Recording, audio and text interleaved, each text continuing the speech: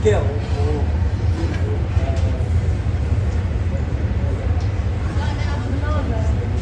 Sorry?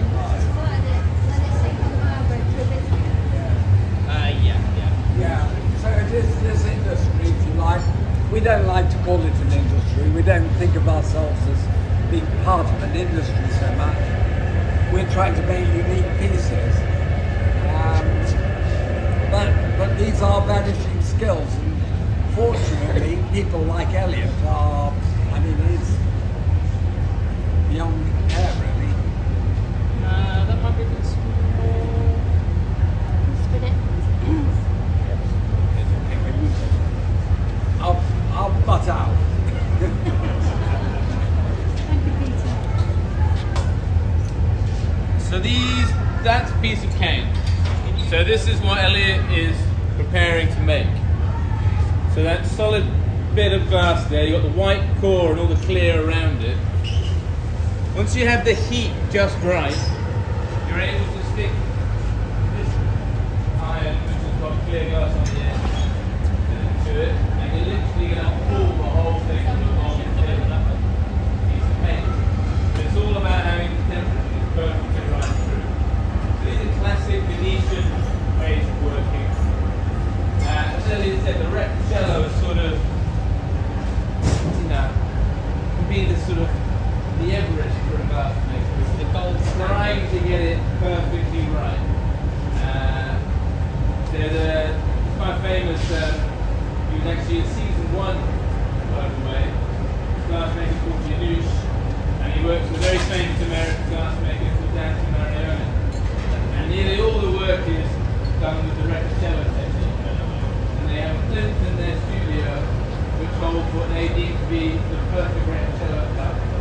And if they think they've done one better, that they get replaced and that they get the management sort of, levels of perfection and excellence sort of taken to the nth degree. And that's the dogma that I'm against.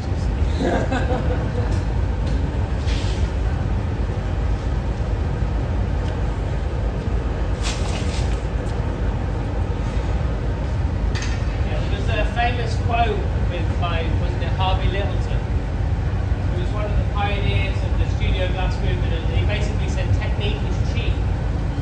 So the idea that technical ability is something that, you know, can be acquired in a way that artistic ability can't be.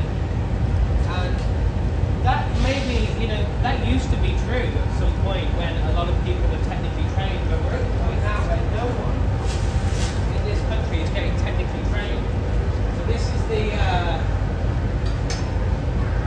part of the dichotomy, you know, technique used to be cheap. Making a vessel, you know, of the perfect proportions and everything used to be a thing which was, you know, not looked down on, but it doesn't have the same sort of artistry to it as making a sculpture or something like that, you see. But now we're at the point where more people can make like a sculptural piece of glass than can make a simple wine vessel. So the pathway a lot of people take in this country is a sort of traditional BA degree. So myself, I did a 3-year degree, ceramics and glass, specialising in glass. And it's like Elliot said, it's an art course using glass blowing technique. So rather than having an excellence in technique of making a certain vessel, making a certain size, it is based upon the artistic concept.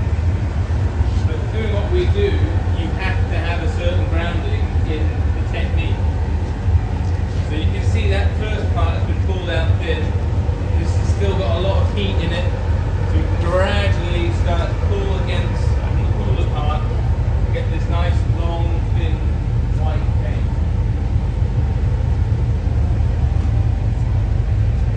Now these cane can be applied in so many different ways.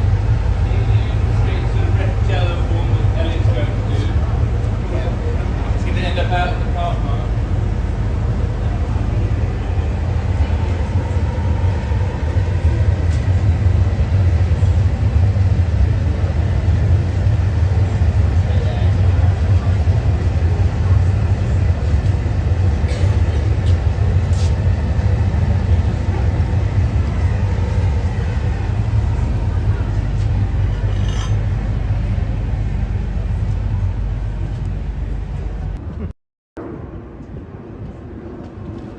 Can you grab just pop that on the floor, and if you can grab the Kevlar glove, right, can you see where it's going to hit the step? I was lucky to come to the studio when I graduated in 2011, just went to university.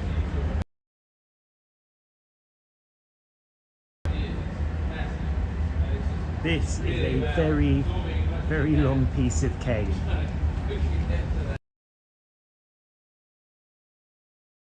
Yes. Okay.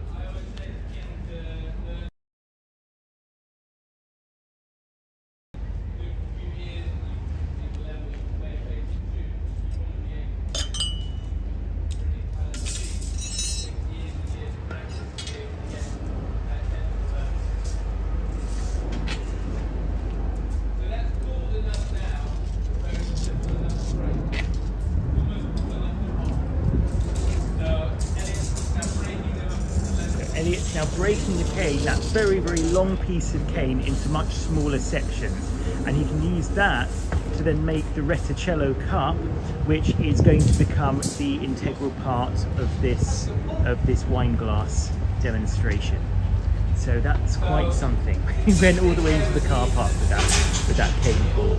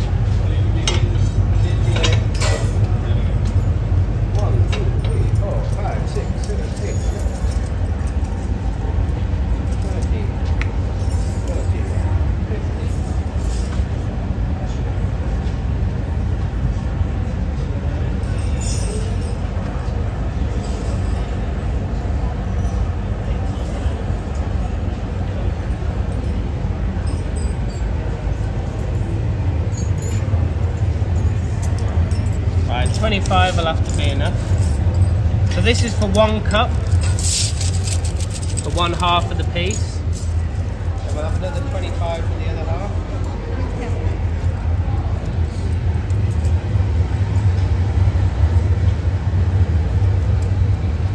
So to create a retrocello, you need 2 sets of cane. These will be twisted up and then go onto an angle. Cane's going in one direction. You then make the second cup twisted up on the other angle. So then when you blow one into the other, you get the crystal. And that's the retrocello. Wow. Cool. Obviously, the technically complicated part is you have to have twisted them in exactly the same way so that when you crisscross, they're even. That's what's complicated about the procedure. And it's obviously all done by hand, you know. So quite a mathematical structure done by hand. Just one.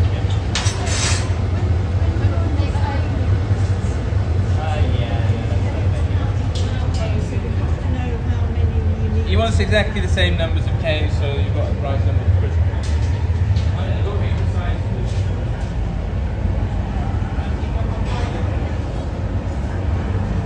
So the next part of the math is you've got a row of cane that's this width.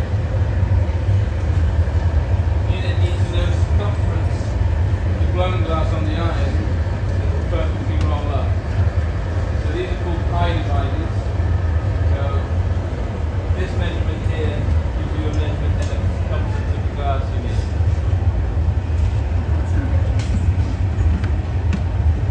Yeah, so you can see it's got 2 different ends.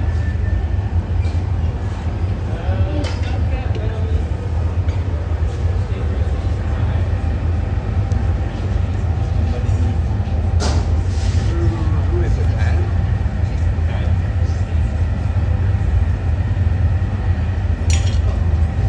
Got one.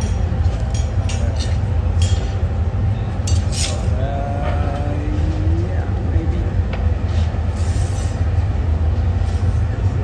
Peter, Peter, no, the person who, no. Not too bad. It's not.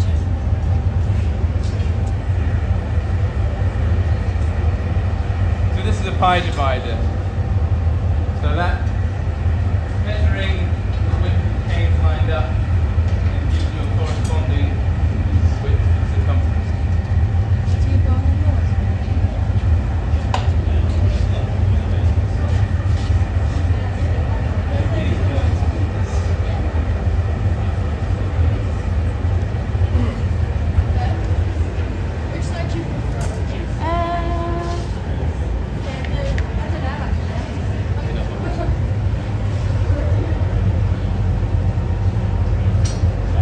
Yeah, just a short piece.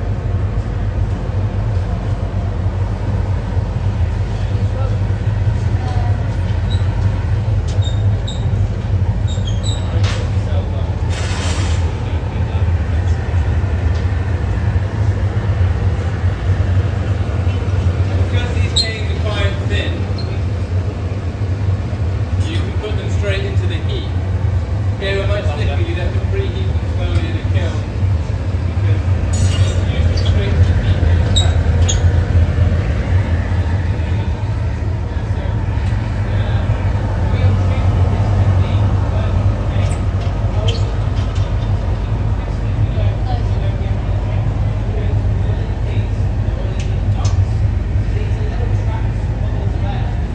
Which are trapped when you put one cup inside the other, and the cane still has texture enough to intersect and trap a little bit of air.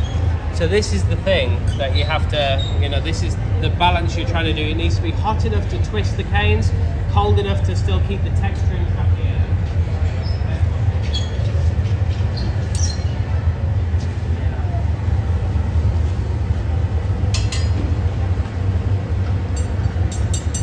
So at the minute, all the cane is still loose.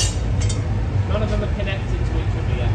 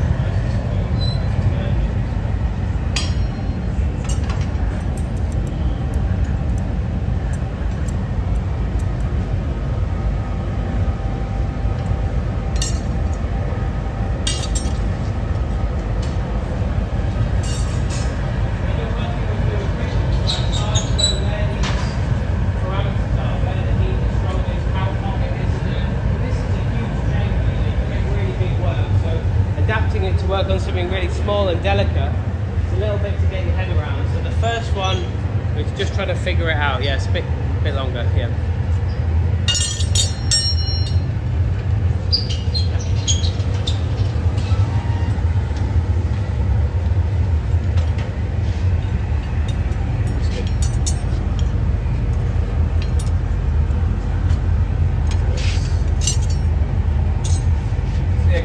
Glass making is a lot about rhythm.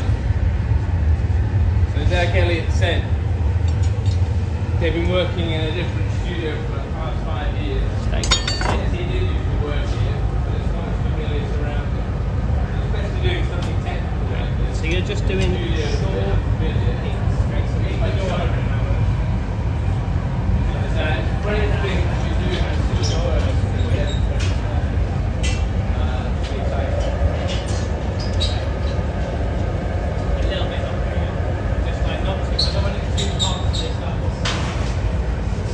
the heating is a really delicate act. If they're too cold, they won't stick together. If they're too hot, he'll lose the roundness that he's after. Or they would even stick to the hot plate. So he's just got to have them hot enough that they're all stuck together, but cool enough to not stick to the metal plate that they're being heated on. So he's got a blow pipe at the moment. Hollow metal tube you can blow down. Gather a clear glass. He's blown through the end of it to expose the opening. And he's going to use this amount of glass essentially as the glue to stick to that cane. So he has to make sure that the circumference of that is the correct width to be able to roll up all of those things.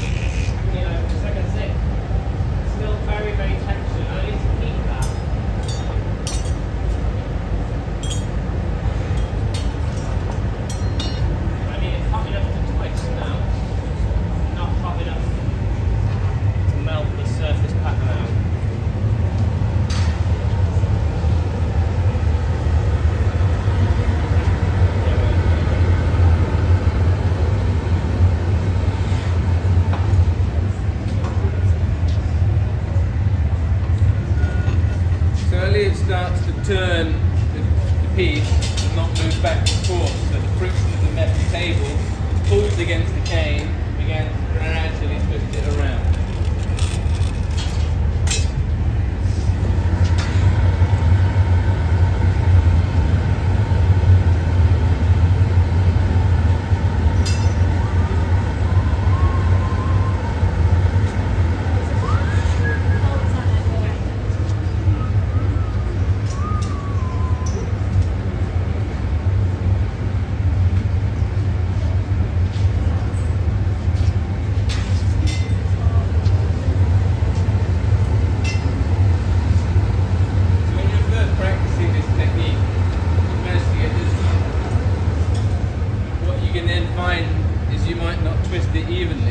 Elliot wants that twist to run evenly all the way around.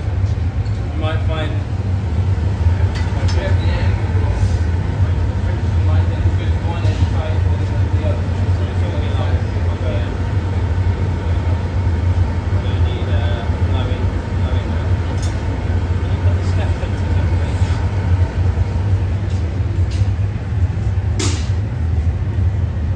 So you see how quickly it wants to collapse as well. It's always like I'm putting quite a bit of pressure on when I'm trying to twist it. The whole thing wants to sort of collapse.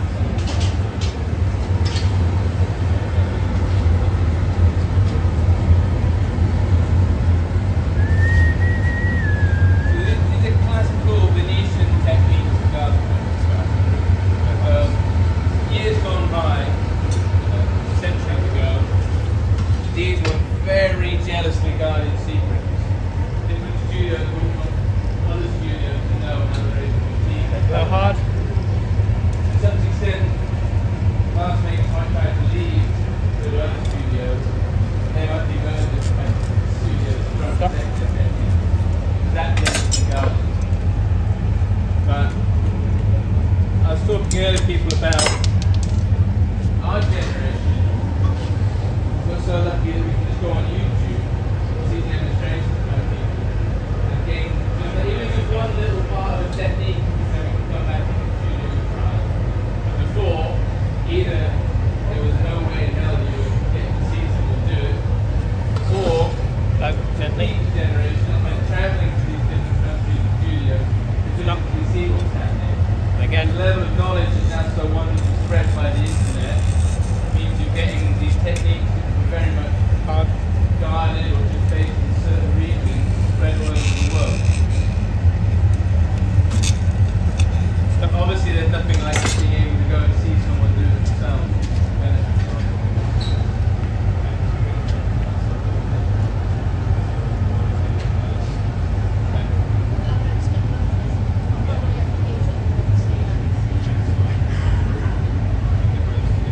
Can you hit the step punches, please?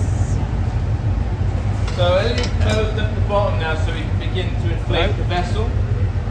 Bethany is blowing on the end of the iron while Elliot uses his tools to manipulate it.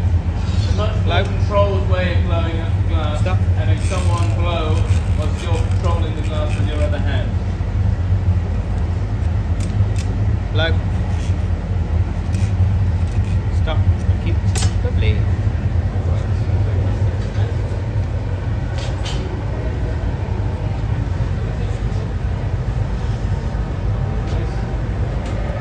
That's alright. There's a bit of something going on at the top. Lovely. For a demo one. In a rush.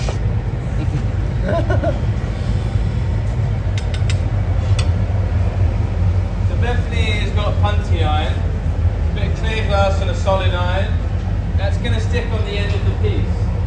You'll be able to break the piece off Elliot's iron and onto Beth's iron.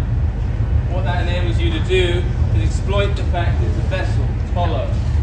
So you'll be able to then use the opening, make it wider into an open vessel form.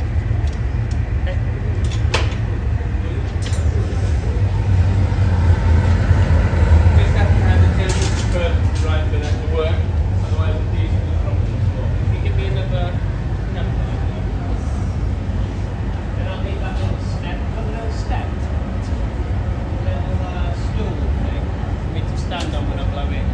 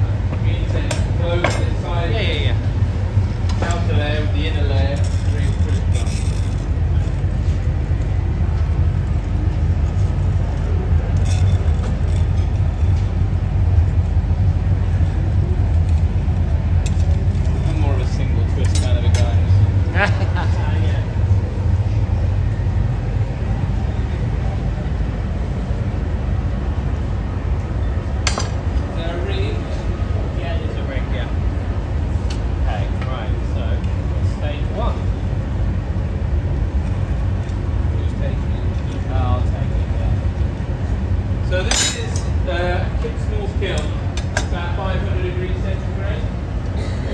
Basically, you're able to put that cup inside the kiln and keep it warm to be able to use it later.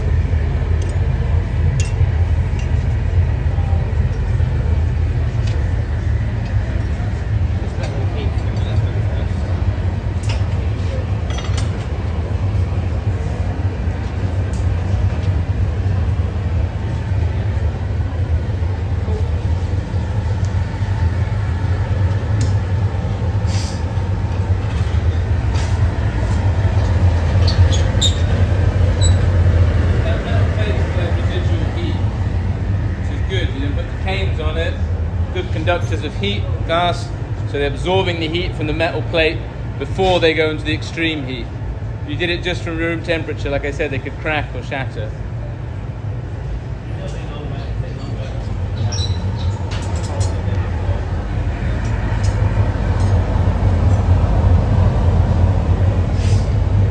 Another artist that we're showing in Pan, an American artist called David Patterson. Yeah, I don't know if you can hear me. I've just noticed we've got some comments that have come through. Yes, Elliot warmed his gloves because the cup that he finished was actually very, very hot. So if his gloves had been at room temperature, they would have shocked the cup that he just made and potentially cracked it. That's why you generally warm the gloves before you knock the piece off into them, particularly when the glass is quite thin. And then you put it away into the kiln. That's going to hold it at about 560 degrees.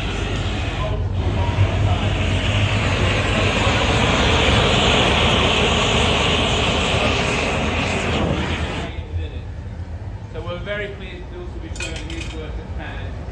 Very incredibly late in the test in terms of cane work. And like I said, an American artist that really his work is easy.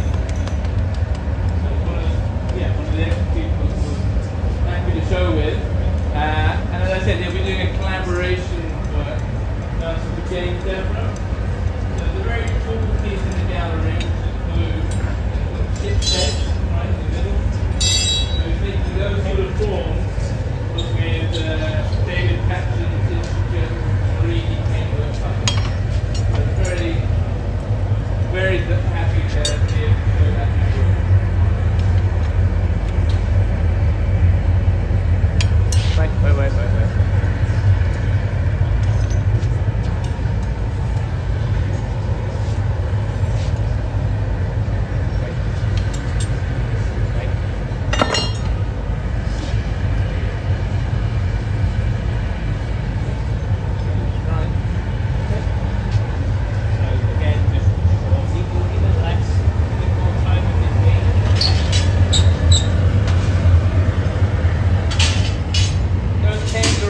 Together now, so Elliot can start to get some clear glass on a blowing iron get that the right circumference width to be able to then roll up those canes.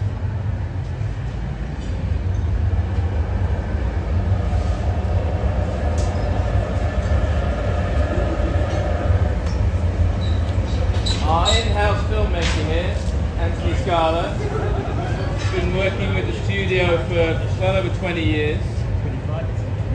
25 years, happy anniversary. Man and boy. Anthony has recently been accepted to the Royal College of Art, and he's been granted a special scholarship as well to attend. So we're delighted for him, and we're delighted to see what work he will produce from that. Anthony also shows some work that we will be showing exclusively at PAD. Incredibly labour-intensive pieces that involve casting geometric pyramid shapes, which he then laminated all together to make a whole. He will then cold work the entirety of the outside of this piece that becomes one whole thing that's fully polished. We're very lucky to have a few of those pieces. One such piece recently at the Biennale also has won a prize, so it's really exquisite work. Congratulations. Thank you. Thank you.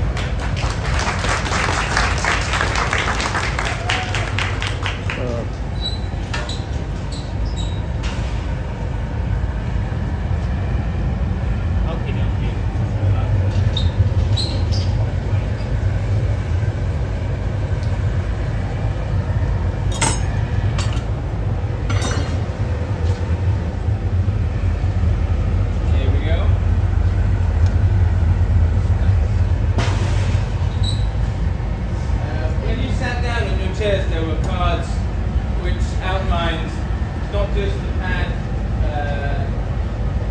show that we're doing, but also then the in-house event. So this is the first. So Elliot's just brushing off the remainder of we've got a selection of whole other demos. it's always like a refractory material that stops the glass from sticking to the metal plate. So he's just using that bamboo brush to remove the residual of that. Myself and Anthony are also doing a demonstration. Unique in the morning. Anthony will be showing a cold demonstration, so working on the glass when it's cold, so the cutting and grinding, which we've only done one of those before, so there's quite a breathtaking working with the glass. Usually only get to see the rock and roll part, the hot shot part. I call it the editing hot shot. So that'll be the first time Anthony's done a demonstration with that client. And then in the afternoon I'll be doing a hot demonstration of some of the new work I've made. And then the final part of that series is Louis Thompson and Hannah Renmark with a series called Panicum. So imagine very even thinner versions of this sort of cake, almost wispy. They get collected inside a really large, beautiful vessel contained within small spider. And they are extraordinary pieces to behold. They've made some brand new ones and they make up the final live demonstration at the beginning of November.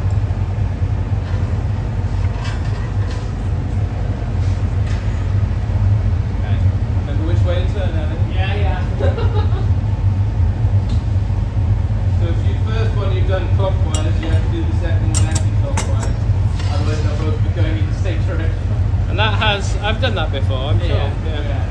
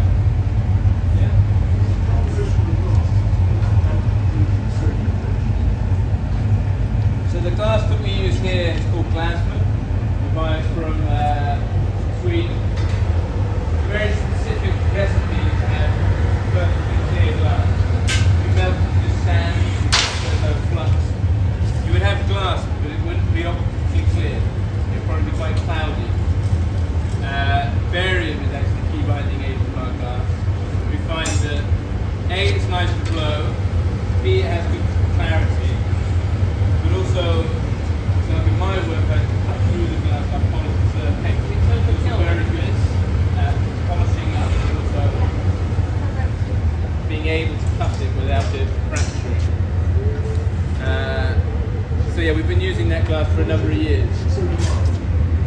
Sorry, soda lime glass. So Elliot recently did a project in his studio of melting so offcuts from glass bottles, and then with a very specific different ash woods and or seaweed, I imagine. Yeah, it was a glass that was made from waste materials from other industries.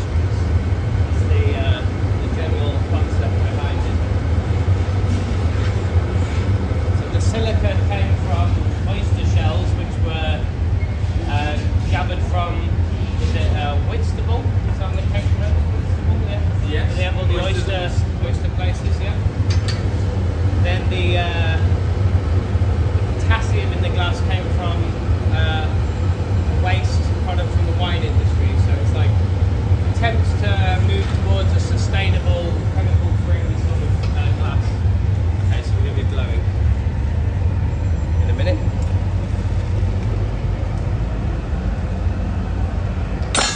There's a lot of alchemy in glass.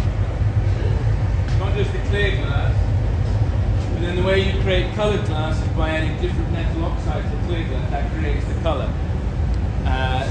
So in Elliot's work here, blue material. Okay, blow hard. See that iridescent metal quality? That's because the silver is in a particular colour. We have a reduction technique, so use very gassy flame, balance the oxygen and the metal black material. So there's lots of different alchemy within the glass, ways of exploiting it. Peter for years has looked at the fact that if you use two different metals in a colour and they touch, you get a reaction. So Borealis pieces. Stop. Okay, hard.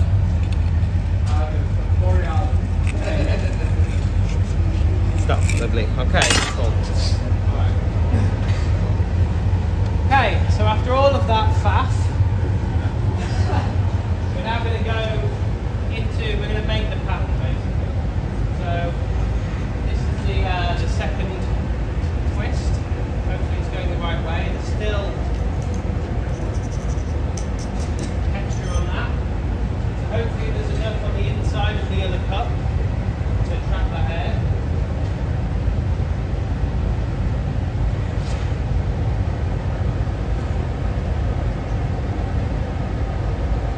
This is something that, like, was done in the 15th and 16th century. I mean, people still do it now in Italy, but they have like whole teams where they've sort of mechanized, like semi-mechanized the whole process. So you can buy a Retticello goblet if you have the money to spend.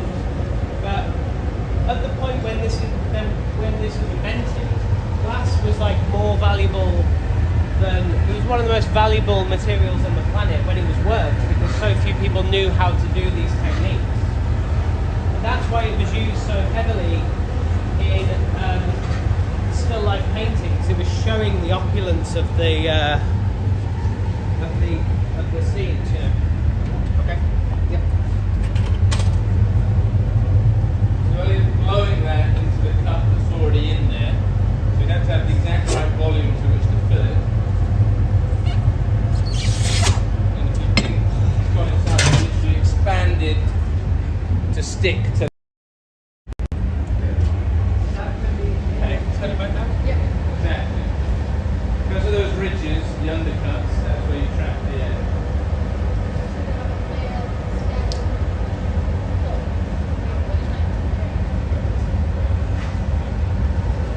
Okay, so I'm just going to make sure nicely.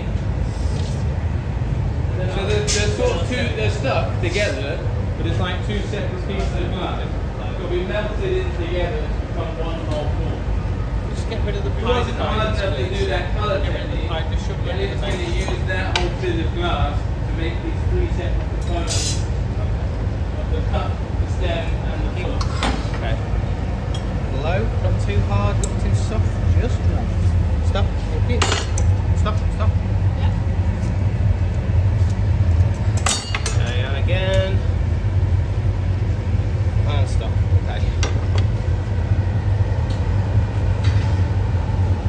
So what tends to happen at the start bubbles are all quite square because these cups are relatively cold because they're so thin. They don't retain much heat at all. So in order for the bubbles to become round, you have to work it and rework it and rework it. But again, there's like this thing. If you can make a record with square bubbles and make a vessel out of that, you'll be very popular in certain nerdy circles.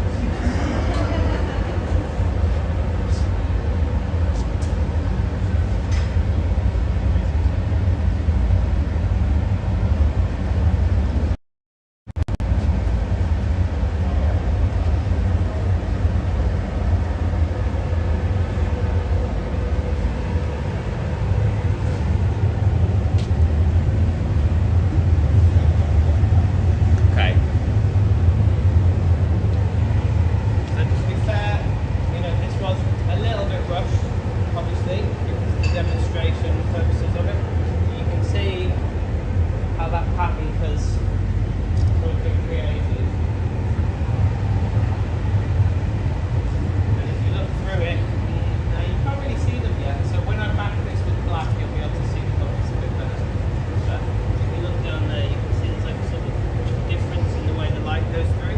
That's the air trapped in there.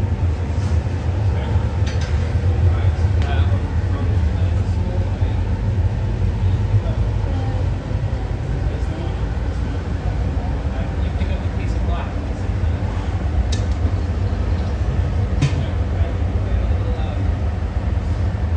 So obviously these white canes suspended within clear glass. And this goblet has a black pattern, a black interior.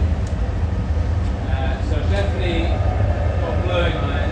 In a moment she'll pick up a piece of black glass, begin to blow that to become the interior colour.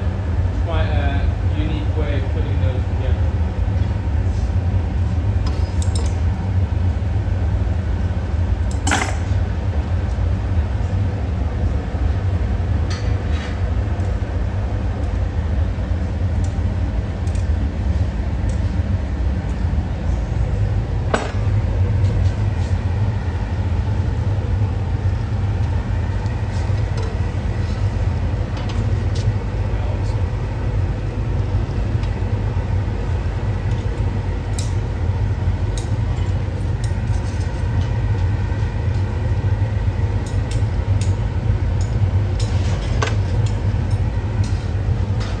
Put the black on it now.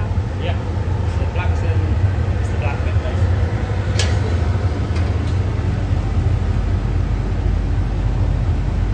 Okay.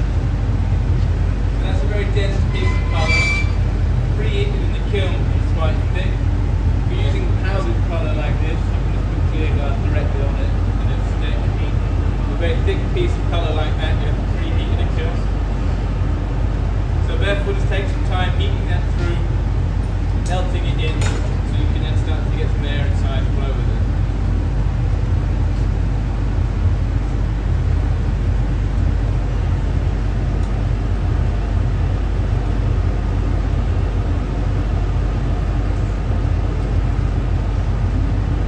Yeah, not too bad. Pretty good. Pretty good. Yeah. Very nice. Time for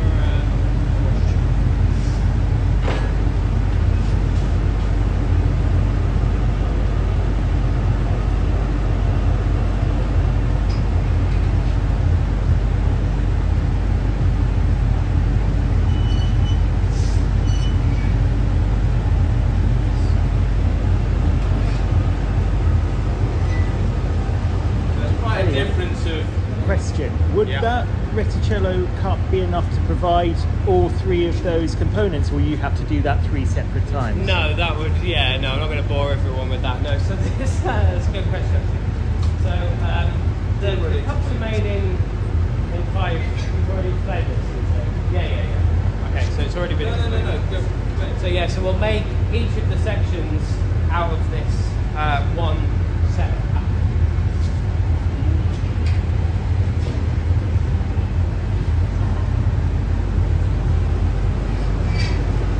Good heat on that, then we'll swap over.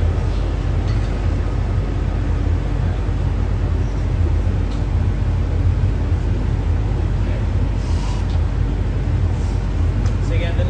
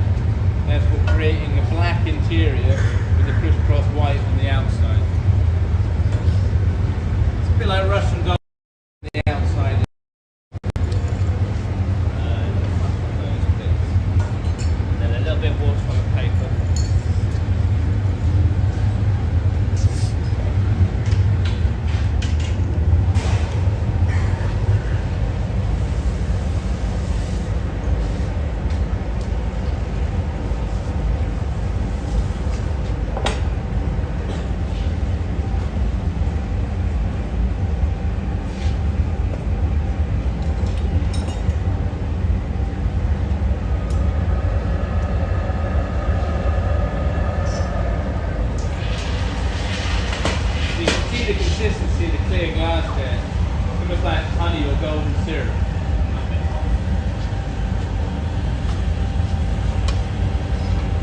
That's the hottest that you use the glass. Much cooler now when you're sort of manipulating it.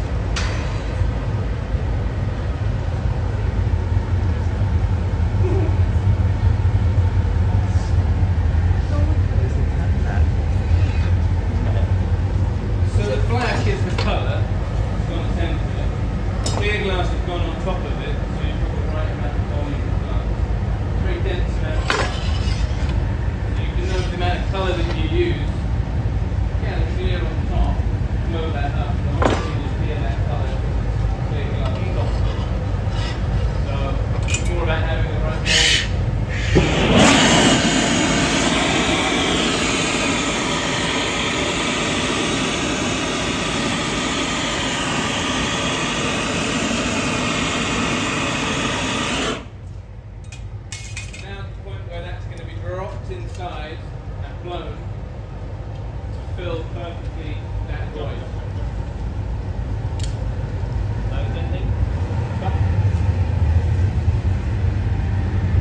And blow hard.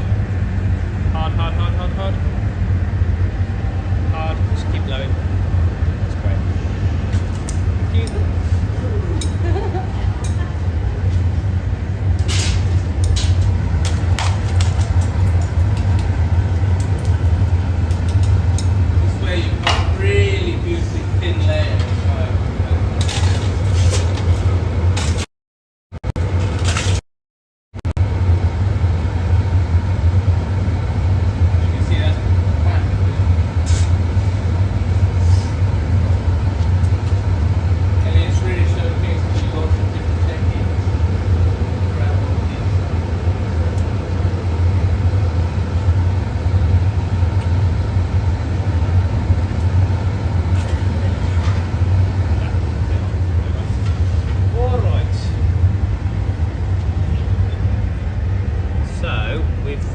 Sealed that cup a bit much, so I'm just going to pop it on a, I'm going to cut it off and then pop it on a collar. Yeah, alright, so a bit of wax on those.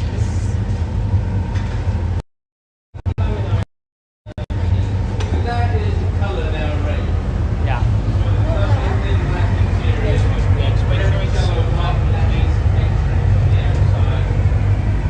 From that entire form, we'll make these 3 separate pieces. Up the stem and the foot.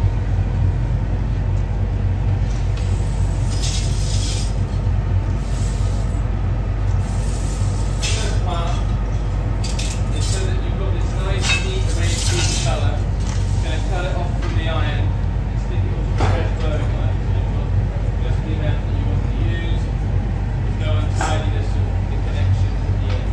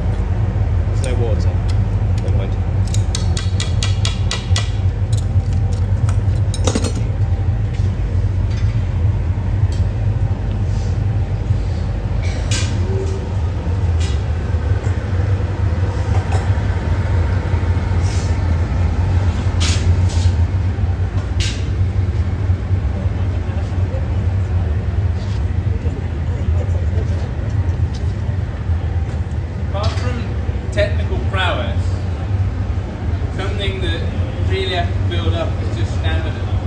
You can see this isn't a process that you can really walk away from. You might sort of have to put something down and go have a cup of tea. Generally with blown work, like once you've started it, you're bound to finish it. And even on something that might not necessarily be that physically heavy, the aspect of heating at 1200 degrees, constantly back and forth, it does take, especially if it's a summer month, really requires a lot. So then if you think you're working at, let's say, 10 kilos, and you're putting in the little cough rings in there, the little ones. so I glass making a lot of beer.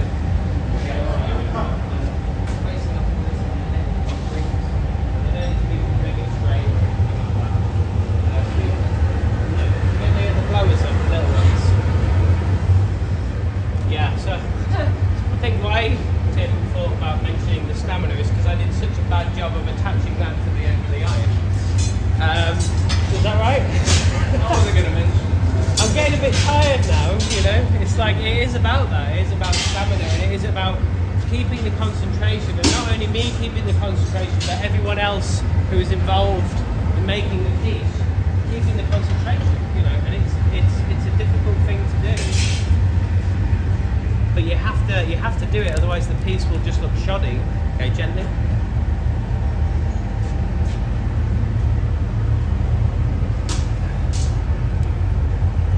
Stop. And again, gently. And stop. Yeah. And I've already made a few mistakes. That always happens, you know, whenever you're making anything, there are always a few little errors in there. This is quite a big one I've got to sort out now, but but it is, you're constantly adapting what you're doing, so it doesn't matter how good you are, you can never do anything perfectly because the glass has a mind of its own a lot of the time. And so the ability to salvage a piece is actually way more important than thinking about how you can make every piece perfect, you see. I mean, the glass can be a diva. You can decide to do something different. Very gently. Very gently. I find, and I know Peter knows, especially the way he works, very often what you might call, what Elliot's saying is a mistake, can actually be a really useful process to lead to something completely new. In the layer? Sometimes you just have to let the process lead the way. To an artist who used to work with David Flower, he always phrased it as Very conversation between you and the glass. I thought quite a nice way of explaining it. Stop. Yeah, I will beach comb, you can tell me that. Well, we just put that little piece in. So little bits that get cut off, people will often see them on the floor of the studio and be more intrigued by those bits than the pieces that are out of face.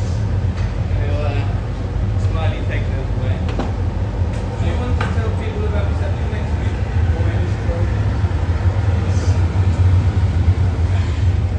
Next week we've got Bermondsey Street Festival. So the festival was actually saved by Gina Johns, who's the director of the gallery here. She's taken on the responsibility of saving the festival. It goes along the whole street. Everyone that works in on the street has different stalls. We're doing different demonstrations here. There's amazing food, drink, dancing, jugglers, a dog show. It's a really fun day out if you want to come. Can't leave it to anyone wants to learn more. Yeah, that's next Saturday.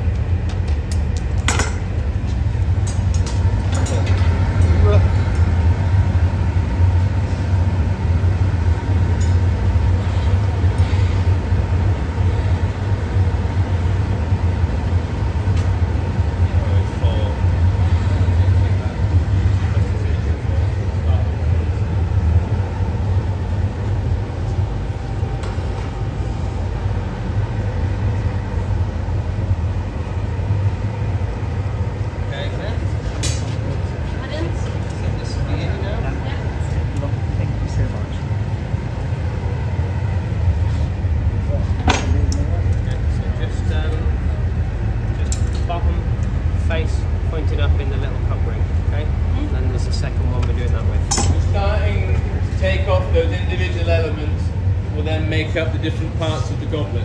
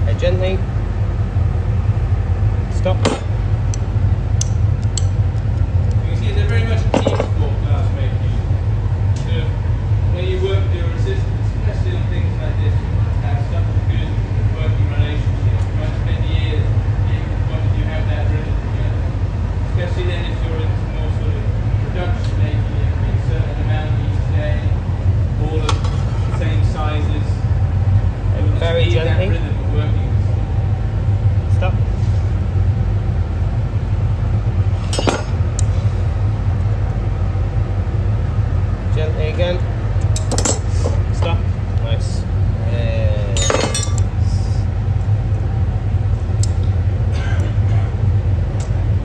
I explained earlier the part of the process of if anyone's familiar with snooker player will be about 10 shots ahead. Okay. And you have to know that when you're going around the table to get to that 10th shot. This is the same thing. He's in 10 stages ahead. Okay. Yep. Getting the piece of glass to a certain form to be able to get to that final form. Before it looks like that, it will go through 5, 6, 7, 8 different shapes before it gets to that point. Now it's knowing that process. The glass is such that if you try and jump a step, go a bit sloppy with one of them. Where's Peter put that little bit? You have to be diligent and have patience with the process. In the middle. Oh, that's alright. No, middle's fine.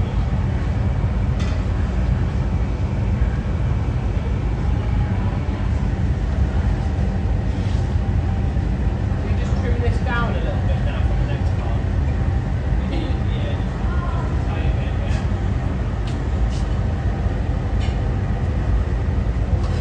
One door open. Now I'm hot. Okay.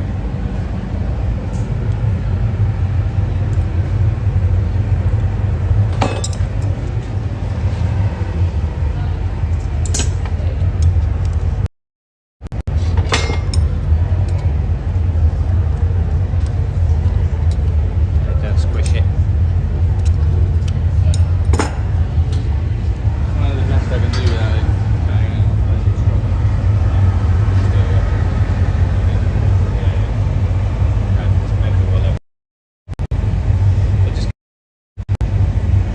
Get this very gradually up at the back of the sauce. Like so. Oh, right. Yeah, that sounds good. Okay, so we need, Let's just look.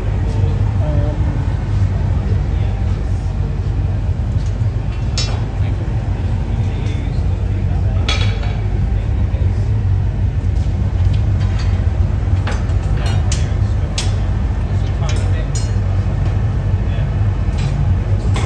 Okay, Beth, blowing please. That's great.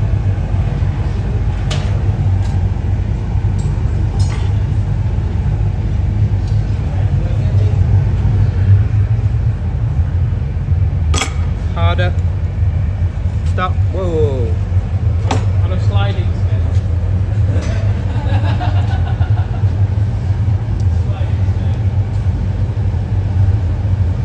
Trying to adjust the heat that's in the reheating chamber. Roughly around 1200 degrees.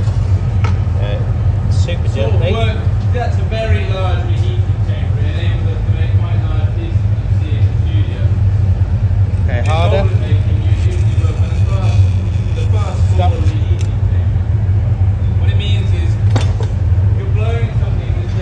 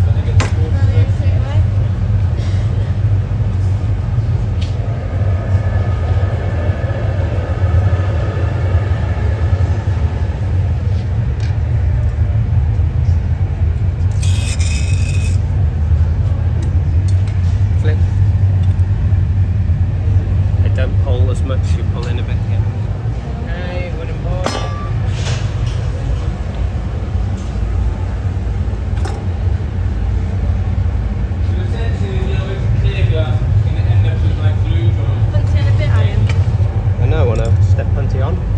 Push gently. Okay, yeah. On a step punty.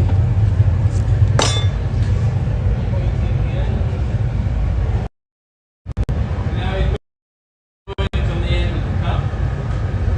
He will going to attach a punty iron, and again turn it around and expose the opening.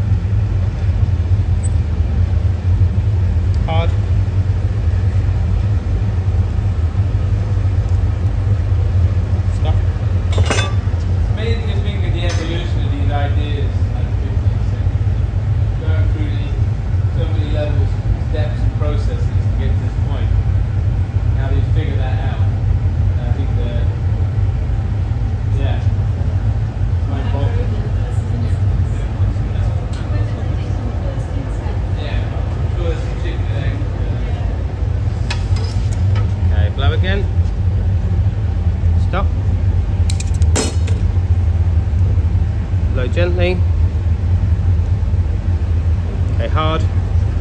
Really hard. Stop.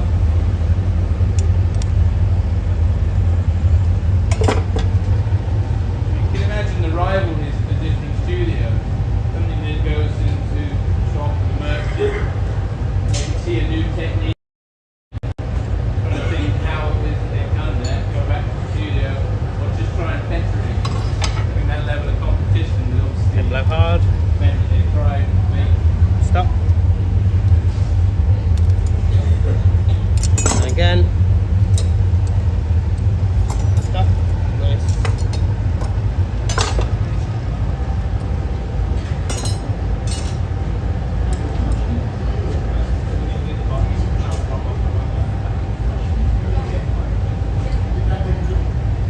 Yeah, you had people who sold it was to keep burning hot. So you need air, Blow hard. bellows, and then it was just burning wood. Stop. Thank you. I mean, it'd be different.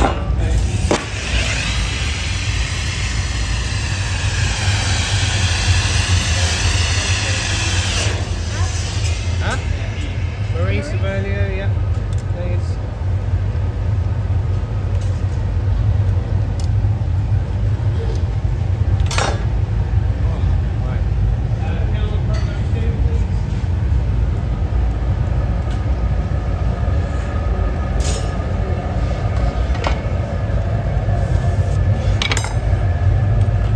Flip.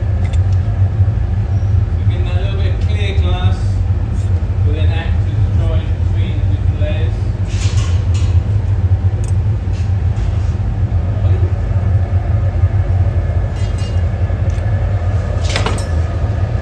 And then one more folio.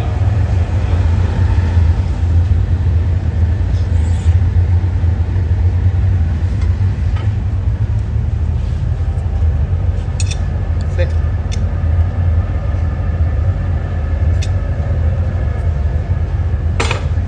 Elliot is also making this look very smooth. Quite easy. Spent years practicing putting on the little point, getting those right, getting the amount right. Very technical level of glassmaking. Okay, on. Push. Okay, gently now. Gently.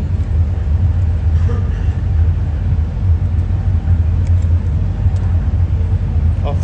Nice. If I was fortunate enough to play with goblets to get to the stage of making the separate bits, I would stop sticking it together and having it straight. Have a tougher together. Alright.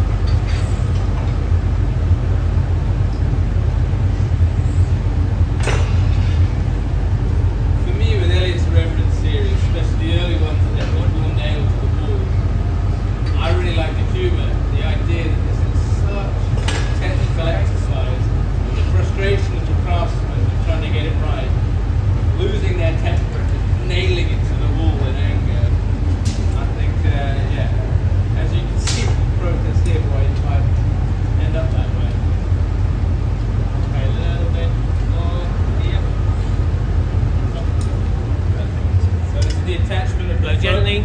Stop. That is blowing down the tube Blow. whilst it's being joined. Stop. Nice. Ah, that's brilliant. Lovely. Took us about 4 months to get that bit right.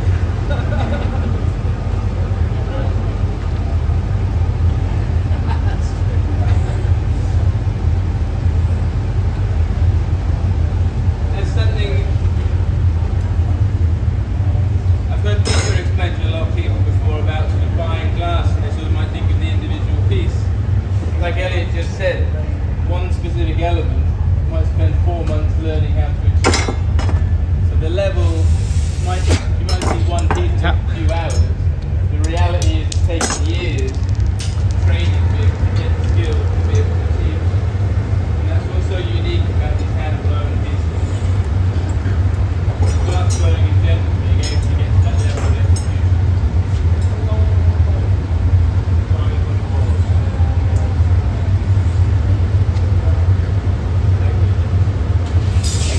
Board on the end.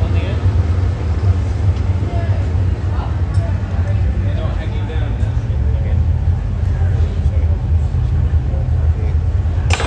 Obey by the tools, right?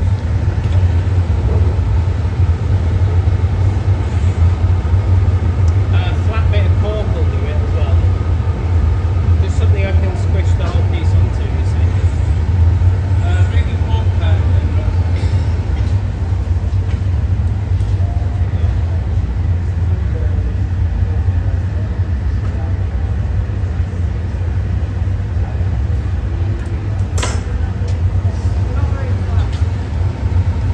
No, I need to squish it onto the marble. I need a piece of wood. We're getting everyone involved in this. You see the cork? Just this cork, just a block of cork, it's fine. Yeah, that's perfect, yeah. Just, yeah. This way. If there's a flat one, like a small one that's flatter, that'd be great. If not,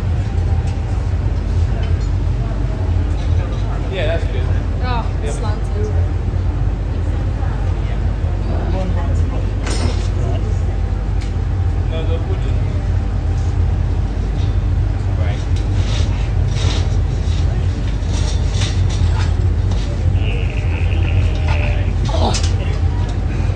That's not flying. It's not flat either. Well, this one is. Oh, okay. Oh, yeah.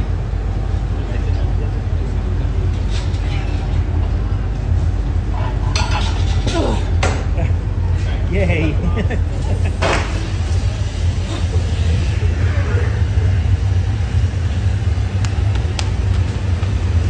Can you move the soffietta, the shears, yeah, just stick them all wind around.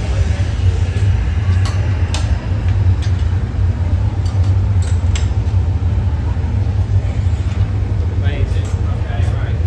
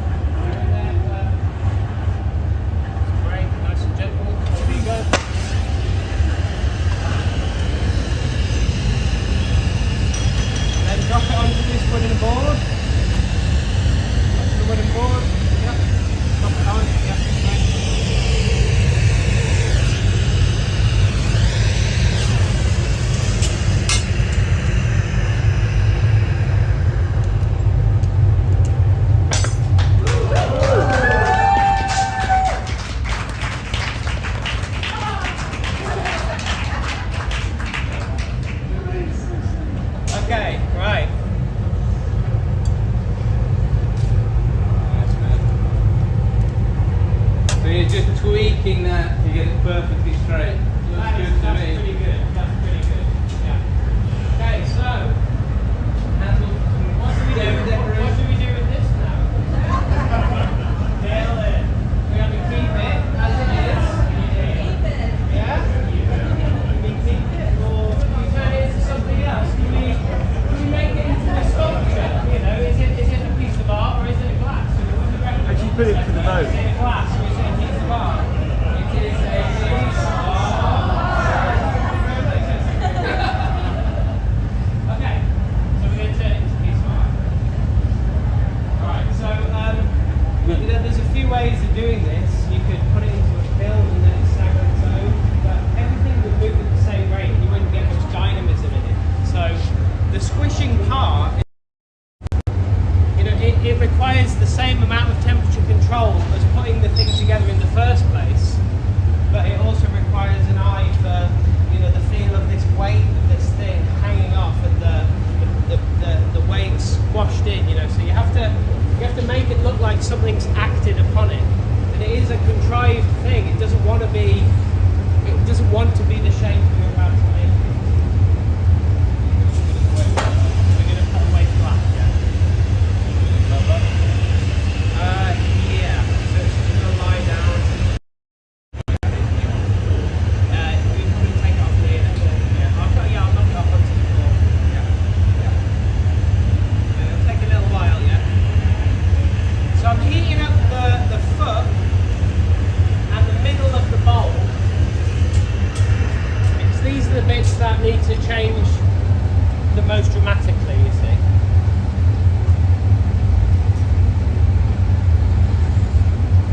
You can see now that bit of extra heat. It really shows up with the black glass.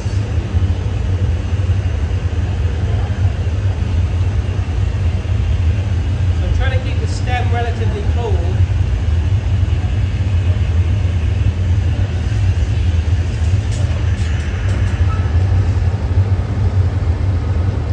So now hopefully one smooth action.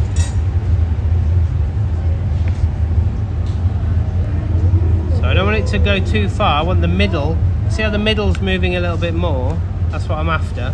The foot started to go a little bit, but it takes a few goes to get this right.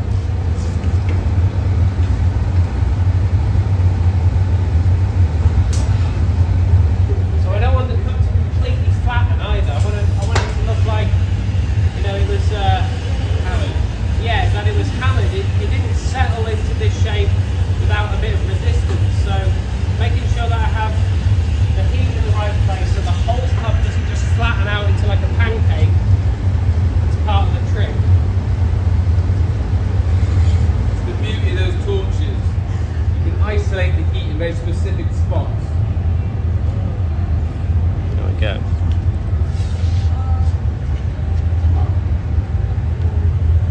So this lip has started to sag a little bit as well. So I might accentuate that a little bit so it has this sort of, you know, droopiness about it. But the cup's basically, you know, the glass is connected in the centre. So I need to work on the foot a little bit.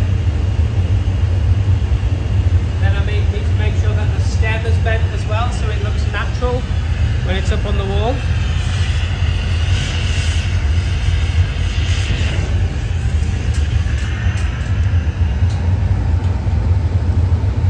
I said before about the bravery of these pieces.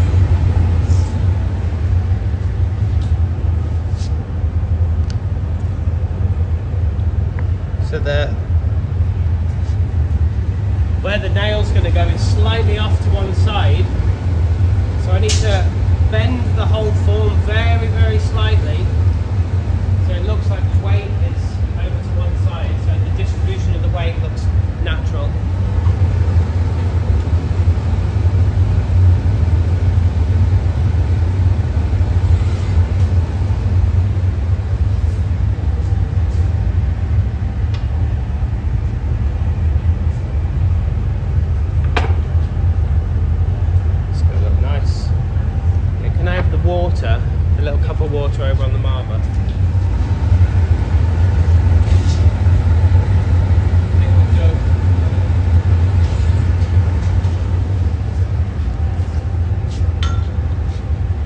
It's great. There we go.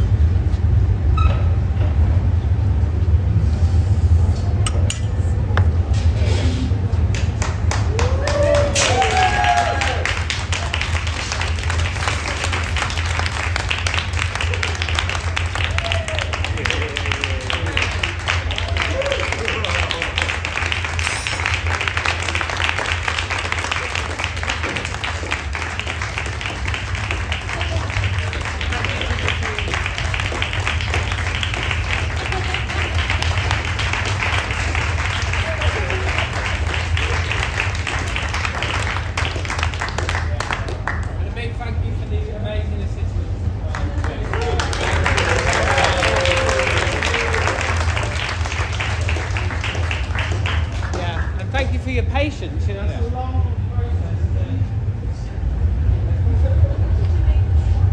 I made components for the big blue series, so I made 3 different flower components for that. Yeah. Just grab the. Yeah.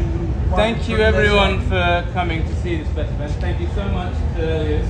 That was a really unique demonstration and absolutely wonderful to see that from start to finish done in that way.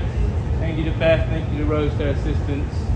And yeah, if you want any other questions, we'll be gathered in the gallery shortly. Please get another glass of bubbly and have a chat with you about any different parts of the process. Right, so what, yeah, well, thank you too. You've done a great job too. So the top of this piece is what Elliot demonstrated this morning. You notice it's lustered. That in itself is fairly tricky business. So, yeah. Do you want to just say a quick word about what you're I'm a bit tired now. I need to drink. I can't talk anymore. Yeah, I will do. If anyone's got questions, yeah, talk to Elliot in the gallery. Well, thank you so much.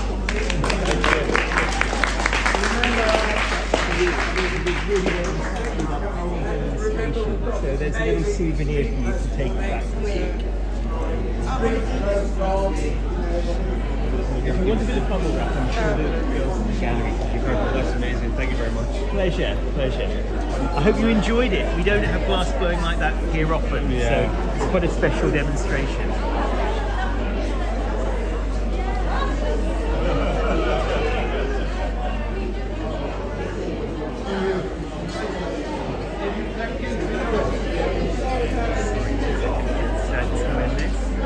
So thank you very much for joining us for Elliot's live demonstration today. I'm just going to take you through to the gallery and show you some of Elliot's pieces before we leave this live stream. So Elliot's going to be showing with London Glassblowing a pad. So these are some of the pieces that he's just made. Drink out of this. Oh, there we go. Make the set. Make the set. So it goes to show the perfection of the finished piece in the middle and the frustration of the ones that haven't quite worked. And these are versions of the piece that he made this morning. Again, that demonstration wasn't live streamed, but it will be available to watch on Instagram later in the week. Anyway, thank you very much for joining us, and we look forward to seeing you at PAD in October.